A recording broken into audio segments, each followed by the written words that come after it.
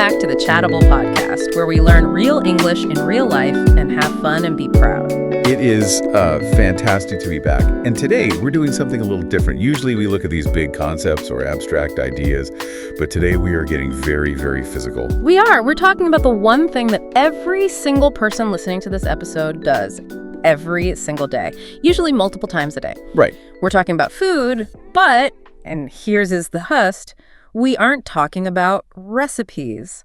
We aren't talking about what is for dinner. We're talking about how English speakers have taken the act of eating and turned it into a way to talk about literally everything else. Yeah, it's one of the most fertile grounds for metaphors in the entire language. I mean, we digest information, we chew on ideas, we swallow our pride. So true. The line between our stomachs and our brains is surprisingly thin when it comes to vocabulary. Exactly. And the source material we have today, the stack of notes we have, is really a treasure map. Our mission for this episode is to analyze just 3 specific phrases that take us all the way from the dinner table straight into the office. Right. And they aren't just random phrases. They reveal a lot about culture, history, and social etiquette. They form a whole narrative arc. So just to give everyone a quick roadmap before we jump in, we are going to start with a phrase used for starting a meal, then one for enjoying it intensely, and finally one for when you've taken on way too much. It's a full arc. And what I love about these notes is that they peel back the layers to reveal the history, sometimes the very dirty history, that dictates how we actually use them. So let's not keep you waiting. Let's unpack this first phrase. It's short, it's punchy, and if you have ever been to a casual American dinner party, you have definitely heard it. The phrase is dig in. Dig in. 2 small words, but they do a lot of heavy lifting in a social situation. They really do. Let's start with the vibe and the feeling of it, because words have a temperature, right? And dig in feels warm. That's a perfect way to describe it. The notes explicitly call it enthusiastic, warm, and inviting. It's not a cold command. You don't whisper, dig in. You say it with a bit of volume. You say it with a smile. It's a casual green light. I love that description from the source material because there's that moment, we've all been there, where you are at a dinner party or even a big family gathering. Oh, yeah. The food is on the table, the lasagna is steaming, the salad is tossed, and everyone is just kind of... Hover. Yes, the hover. Everyone is just sitting there. Everyone is hungry, but civilization demands that we wait. We are terrified of being the first person to grab a fork because we don't want to look greedy. It's a standoff. It's this invisible social friction where politeness is actually battling against biology. Your stomach is saying go, but your social conditioning is saying wait for the host. And that is exactly where dig in comes in to save the day. It's the linguistic key that unlocks the meal. It signals that the polite waiting period is officially over. Right. It effectively says, drop the formalities. I give you permission to satisfy your hunger. But we do have to be specific about where we use this. The notes make a really important distinction here regarding social context. Right. You wouldn't use this everywhere. Definitely not. Yeah. Dig in implies a level of familiarity. It suggests that we are all on the same level. If you were at a state dinner or a highly formal banquet, let's say you're dining with royalty. Right. You are never going to hear the host shout, "All right, everyone, dig in." Can you imagine the King of England just waving a spoon and yelling, dig in? It would be a total scandal. In those formal settings, the signals are much more subtle. It might be a formal bon appetit or simply the host picking up their own cutlery to signal the start. Dig in is for the backyard barbecue. It's for the Thanksgiving table. It's for the pizza party at the office. Precisely. It signals comfort. It removes the anxiety of etiquette. Now, this is where the episode gets really interesting for me because I always assumed dig in was just a casual reference to using a spoon. You know, you have a spoon, it looks like a shovel, you dig into the bowl, simple. It seems totally logical. But the history is way more intense than that. The notes take us back to the 19th century, and the origin story has absolutely nothing to do with the kitchen table. No, it doesn't. And this is where we have to put on our historian hats. The phrase dig in has 2 primary roots in the 1800s, and both of them involve hard, physical labor. The first one is farming, right? Correct. Think about the reality of agriculture back then. We aren't talking about air-conditioned tractors controlled by GPS. We are talking about manual labor. You're holding a spade or a plow, and you are physically driving it into the earth. You are digging into the soil to plant the crops. The crops that will eventually become the food, so there's this direct connection to the source of the food. But the second origin mentioned in the notes is even more intense. It's military. Yes, the military history of dig-in is fascinating. If you look at the evolution of warfare, particularly as we move towards the late 19th and early 20th centuries, defense became all about earthworks, trenches. Right. If you are a soldier and you are under fire, you don't just stand there. You dig. You dig into the ground to save your life. You create a defensive position. So originally, the phrase invoked this image of frantic, high-energy shoveling of dirt. So how on earth did we get from soldiers frantically digging trenches in a war zone to me eating a bowl of chili on a Friday night? It's the evolution of metaphor. Sometime in the early 20th century, English speakers started looking at the way a really hungry person eats. Okay, picture that. When you were starving. Exactly. You aren't picking at your food, you aren't nibbling like a bird, you are attacking the plate. Your arm is moving back and forth with a lot of energy. You're just shoveling it in. Exactly. You are applying the motion of the farmer or the soldier, that shovel-like, rhythmic, intense motion, to the act of feeding yourself. You are literally digging your utensil into the pile of food. That is such a vivid visual analysis. It actually changes how I feel about the phrase. It's almost aggressive in a good way. It's aggressive hospitality, if that makes sense. It implies a healthy appetite. If I tell you to dig in, I am complimenting your hunger. I'm saying, I want you to eat this food with the same energy that a laborer digs a ditch. Which explains exactly why it's so casual. You don't shovel food at a wedding. Yeah. But at a family reunion, absolutely. It validates the hunger. It says it is okay to be an animal right now. It's okay to really enjoy this.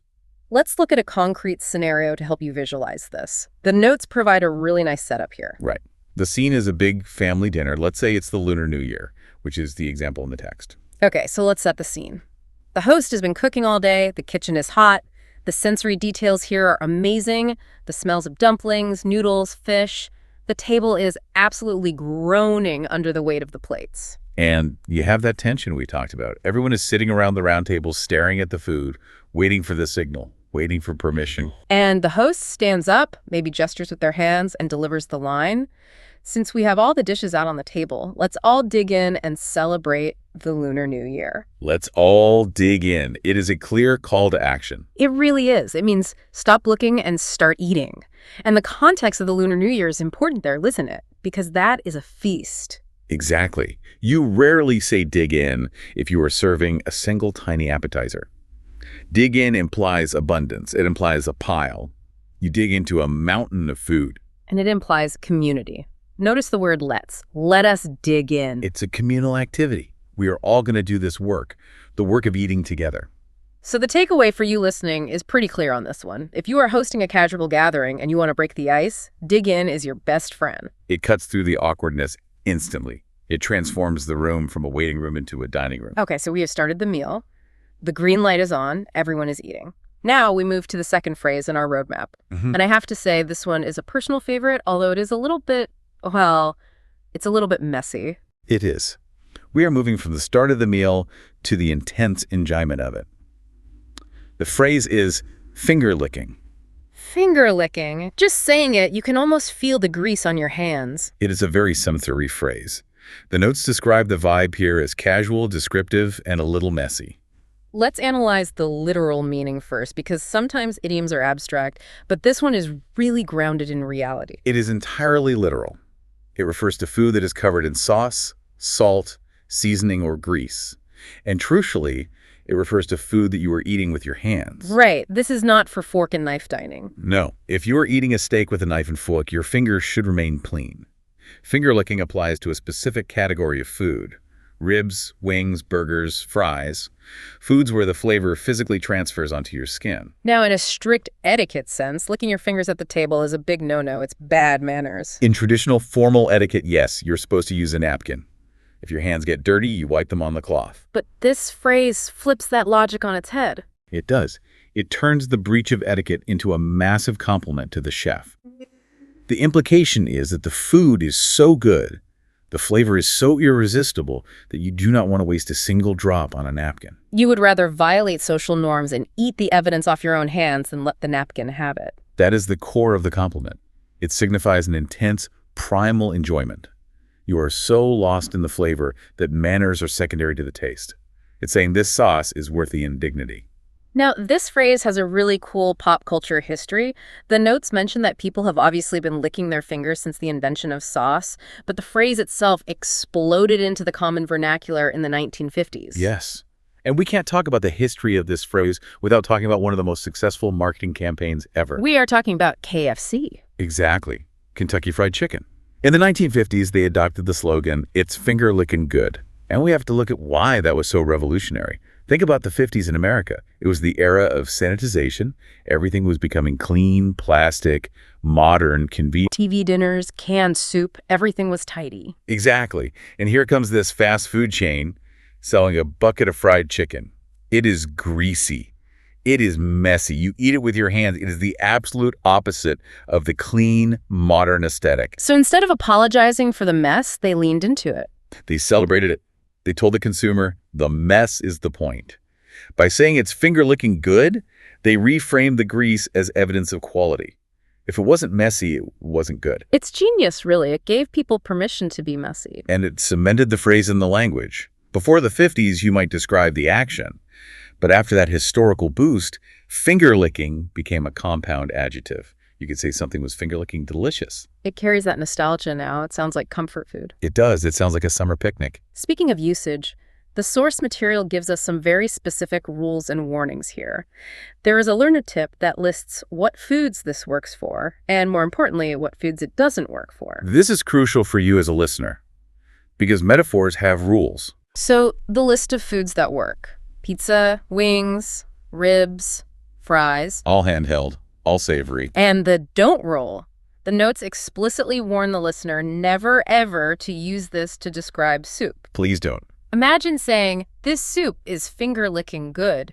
It immediately creates a disturbing image. It implies you are plunging your hands into the bowl of soup. It breaks the logic of the metaphor because soup isn't finger food. It just sounds unhygienic and weird. It does. Stick to the solids. Stick to the things you hold. Let's look at the scenario analysis for this one. The notes set a scene with two friends, Sarah and Michael, grabbing a quick lunch. This is a great example of how to use the phrase naturally in conversation. So Michael is watching Sarah eat, and Sarah is really going to town on her lunch, eating very intensely. She is really enjoying it. And Michael observes this and asks why she is eating so intensely. And Sarah delivers the line, "The French fries at McDonald's are so finger-licking delicious that I always finish up all the bits and pieces, including the crumbs." There are two things I love about that delivery. First, finger-licking delicious. She is using it as an intensifier. She isn't just saying they are tasty, she is saying they are messy and tasty. And the second thing, the detail about the crumbs, that is such a real observation. You know when you get to the bottom of the fry carton? oh, the best part, the little salty, crunchy bits. But you can't pick them up with your fingers like a normal fry. You have to press your finger down onto them so they stick to your skin. You literally use your finger as a utensil. And then, inevitably, you have to lick the finger to get them off. The action matches the description perfectly. So the key takeaway here is that finger-licking is an exaggerated, passionate compliment. It tells the other person that you are thoroughly enjoying your comfort food, and you don't care if you look a little undignified doing it. It signals happiness. Yeah. It signals that you are relaxed. You aren't worried about appearances. Okay, so we've dug in, we've licked our fingers, we are full, we are happy. But now, the episode takes a turn. The narrative arc shifts. We are moving from enjoying food to using food as a warning. Our third and final phrase is a classic idiom: bite off more than you can chew. This is a heavy hitter. You hear this in boardrooms, in universities, in therapy sessions. It is everywhere. And the notes point out a definite shift in tone. We aren't talking about warm and inviting anymore. No, the vibe here is described as cautionary, helpful, and advisory. It is a warning. And interestingly, even though it uses food, words biting and chewing, we almost never use it to talk about actual food in the modern world. That's a key distinction. If you see someone choking on a piece of steak at a restaurant, you don't say, "Oh, look, he bit off more than he could chew." I mean, you could, but it would sound like a bad pun. It would be a little insensitive. Right. The phrase has migrated almost entirely to the metaphorical realm of work, responsibility, and stress. But to understand why it means what it means, we have to look at the historical origins. And I have to warn you, listening, the gross truth section of the notes is, well, it's a little gross. It is visceral. Yeah. But history is often gross. So where does this come from? We are going back to late 1800s America. the Wild West era, essentially. Cowboys in saloon. Exactly. And in that era, smoking cigarettes wasn't the dominant way to consume tobacco. The literal source of this phrase was chewing tobacco. And we aren't talking about the shredded stuff in a pouch that you see today. No. Tobacco was processed into what was called a plug. It was a dense, compressed brick of tobacco leaves bound together with molasses or syrup. It was hard. It was solid. Like a brick. Like a brick. So if you wanted to chew, you couldn't just pinch a bit off. You had to physically slice a piece off with a knife. Or, if you were tough, you would bite a chunk off the brick. And this is where the mechanics come in. This is the physics of the idiom. If you were greedy or if you weren't paying attention and you tried to cut a piece of tobacco that was too big for your mouth, what happens? You would sever the piece and suddenly you'd have this massive solid block of compressed leaves inside your mouth. It would fill the oral cavity completely. And your jaw locks. Your jaw physically cannot move. You need space to chew.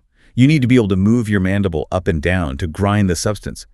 But if the substance is too big, the machinery jams.